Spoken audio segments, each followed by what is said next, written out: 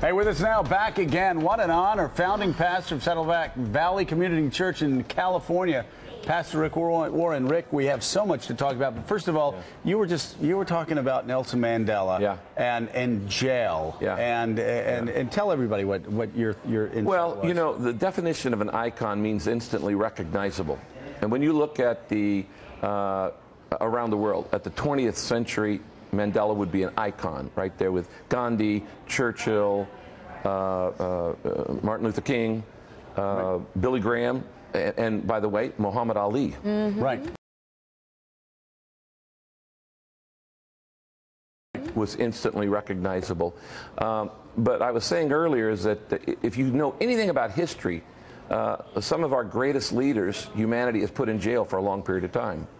Whether it is Martin Luther King or Mandela or Dietrich Bonhoeffer or Gandhi, or you could just go down the list. And they're not in prison for, well, because men of conviction don't fit the system. Right.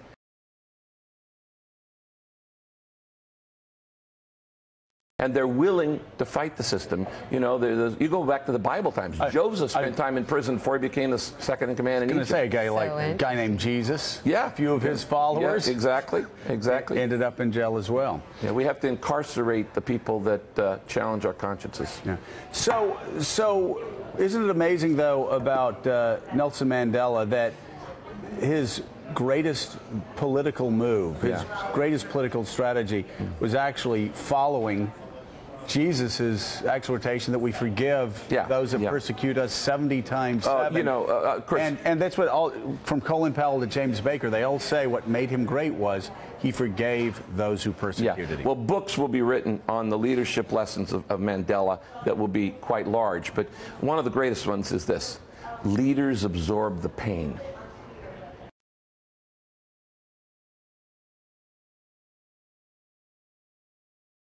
They don't retaliate. In other words, when you're in a conflict that's I hit you, you hit me, I hit you, you hit me, and the eye for an eye, and then everybody ends up blind, at some point, the most mature person has to say, okay, you get the last hit. You hit me, and I'm not going to hit back. And the greatest test of a person's leadership is how he handles his personal attackers when he has the power to get even. Yeah. Okay, because when Mandela, once he gets in power, he has the ability to totally retaliate, get revenge, get retaliation against all the years of injustices. Could have stayed in power far longer than he did. It's a powerful and so a leader must be willing to absorb the pain. Also, the leader must say, I'm going to fix the problem, not the blame. Okay. Now, you know, I don't know if it's who was Colin Powell. Whoever said Colin Powell said earlier. It's true, or I think it was Rick Stengel, who said, it doesn't mean you're not angry. Okay, he had every right to be angry. Right. In fact, anger is a valid issue. So anger is often an evidence of love. Somebody hurt my wife and kids, I'd get angry. So the person who's not angry doesn't actually love.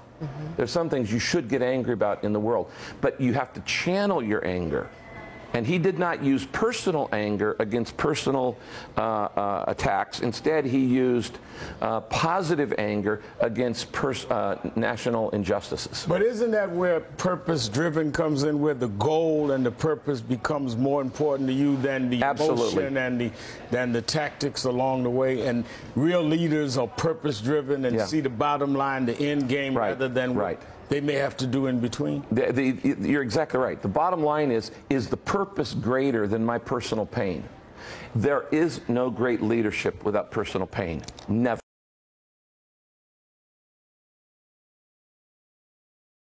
Never. Every great leader has personal pain they put up with, and you often see the successes of it, but you don't know the personal pain that they paid to get there.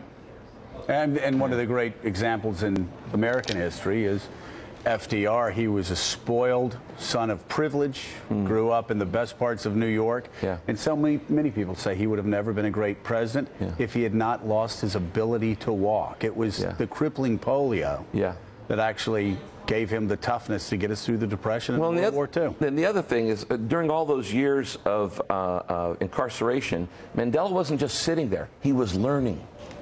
All leaders are learners. The moment you stop learning, you stop leading. So what he's doing is he's learning from his critics. See, when you learn from your critics, then you're smarter than your critics. Because they only know what they know. Okay? You know what you know. But if you learn what they know and you know what you know, you're actually smarter.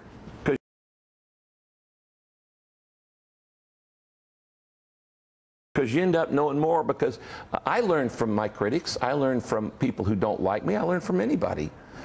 People, you know, all around. And that makes you a stronger leader. Pastor, based on that philosophy and the theory, you look at our political life today, and one of the evangelical community is largely making the case, and I hope they make it successful, that immigration reform is something that should happen. What can our leaders learn as they tackle this? You talk about absorbing the pain and being a leader. Exactly. Well, you know, I'm not an expert in immigration, but I do know this: no nation has prospered by cutting off immigration.